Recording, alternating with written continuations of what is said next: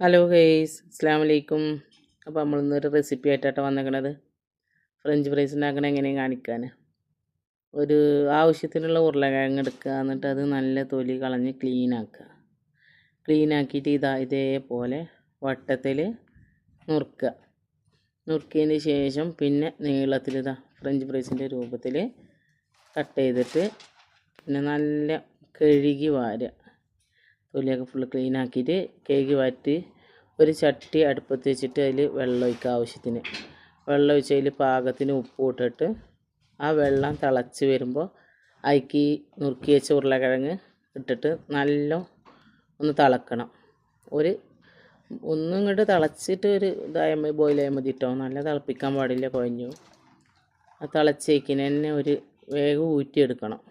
ഓട്ടപ്പാത്രത്തിൽ ഊറ്റിയെടുത്തിട്ട് ഒരു ഡ്രൈ ആവണ ടിഷ്യൂലോ അല്ലെങ്കിൽ പിന്നെ ഞാനൊരു തുണിയിൽ ഇതുപോലെ പരത്തി നല്ല ഡ്രൈ ആക്കി ഉപ്പി എടുത്തിട്ട് വെള്ളം ഫുള്ള് ഉപ്പിയെടുത്തു.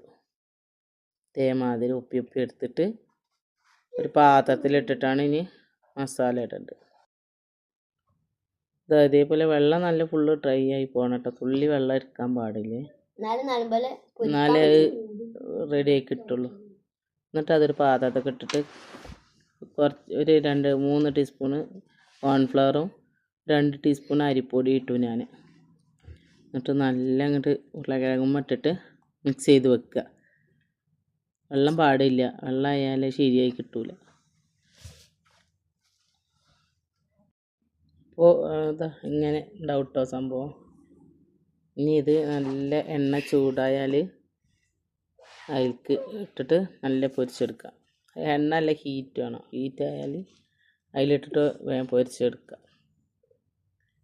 അപ്പോൾ ഇത്രയൊക്കെയുള്ള നമ്മളെ വീഡിയോ. ഇഷ്ടപ്പെട്ടാലൊന്ന് സപ്പോർട്ട് ചെയ്യണേ, ലൈക്ക് ചെയ്യണേ, സപ്പോർട്ട് ചെയ്യണേ, എല്ലാതും ചെയ്യണേ, സബ്സ്ക്രൈബും ചെയ്യണേ. അത് ഓൻ്റെ ഭാഷ.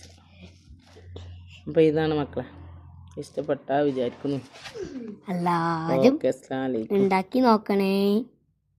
എല്ലാവരും ഉണ്ടാക്കി നോക്കി ഫീഡ്ബാക്ക് അറിയിക്കേ. ഓക്കെ.